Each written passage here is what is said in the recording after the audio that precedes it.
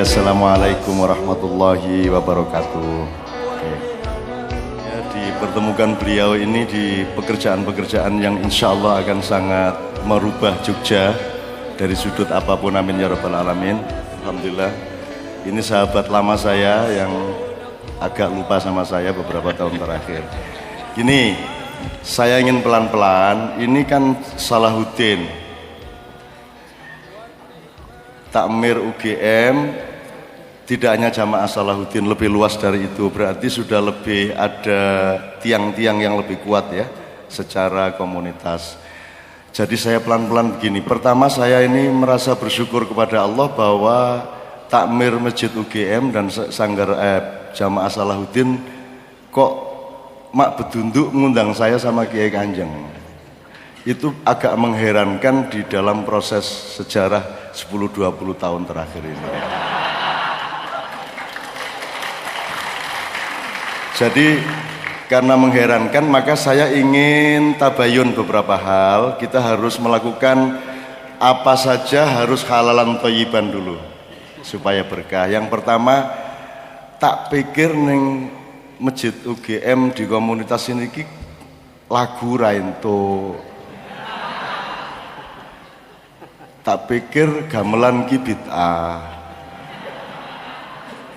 Mikrofon ki syirik. Tak pikir begitu. Ya monggo, enggak apa-apa, agak lebih maju juga enggak apa-apa, 2 soft lagi bisa. Nah, ini nanti kita harus konfirmasikan. Jadi kita ketemu ini, ada Pak Gede Prama di depan saya.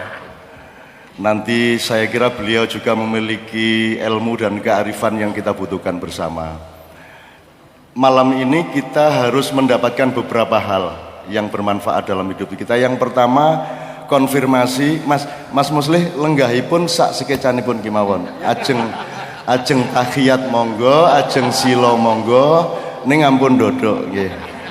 Pokoknya sak kepenake wae, karena aturannya tidak ada. Aturan kita adalah akhlak dan rasa aman satu sama lain di antara kita. Malam ini pertama yang harus kita konfirmasikan adalah ada kesepakatan,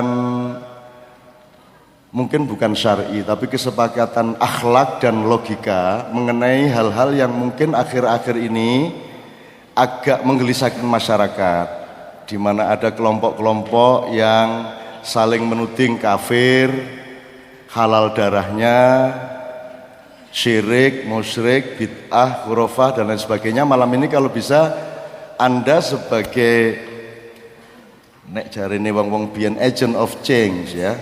Agent of change harus memimpin pemahaman intelektual dan syar'i mengenai hal-hal dasar yang menyangkut tidak hanya fikih tapi juga usul fikih, falsafi dan esensi-esensi ajaran Islam. Itu pertama. Nanti saya mohon kita semua saling menolong satu sama lain. Nomor 2, saya ingin bilang sama Anda, saya tadi malam di mana, Rek?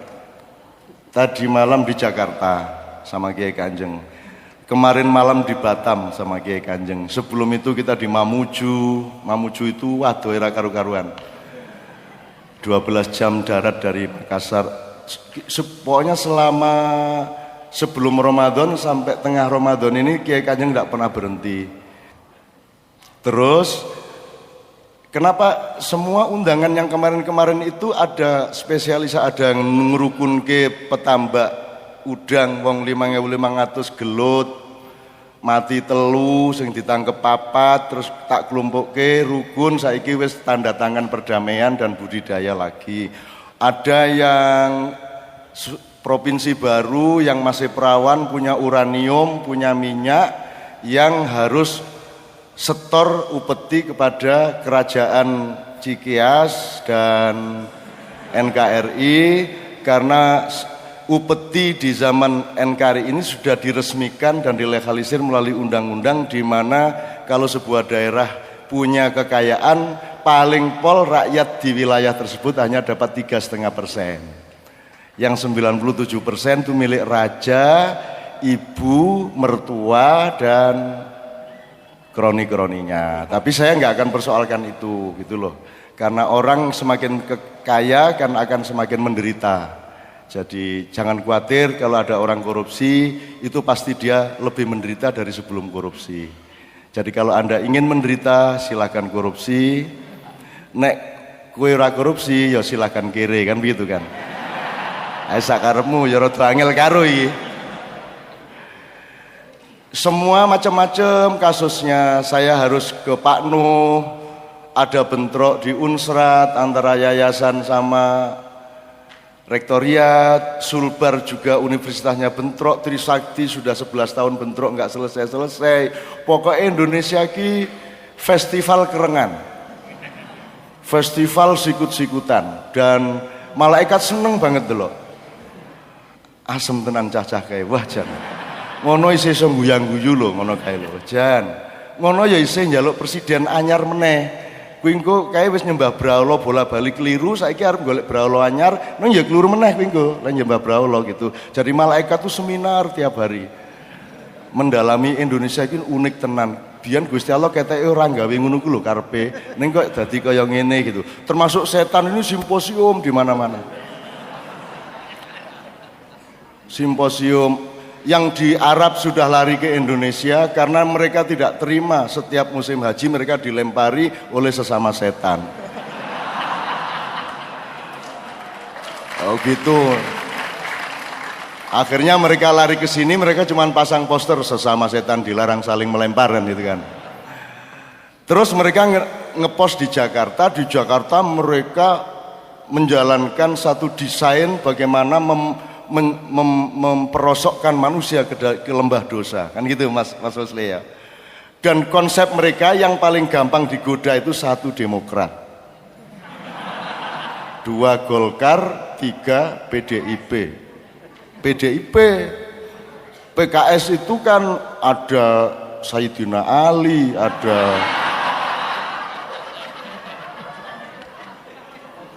Abu Dzar Al-Ghifari, ada Salman Al-Farisi, ya toh. Wah, PKS itu setan sudah menganggap ini tidak bisa digoda.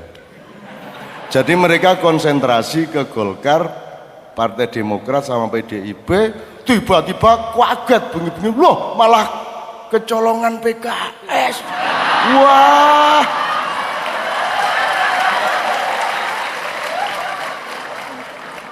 Wah, akhirnya komandannya disalahkan. Dari dulu sudah kita ingatkan, jangan dikira orang yang kelihatannya alim itu terus tidak ingin nyolong. Terbukti kan sekarang. Wah, akhirnya setan terbelah 2, ada setan sama setan perjuangan. Oh alah, ya wis ra tak dawak-dawake soal kuwi mung dadi hiburanmu guyang-guyu kowe. Alah sok-sok melu ya melu korupsi ya. Oke, nyun sewu Mas Musli, ini saya guyon dulu supaya hatinya lunak, supaya pikirannya longgar, sehingga nanti kalau kita diberi hidayah ilmu oleh Allah, itu bisa nancep menjadi file yang kuat gitu ya.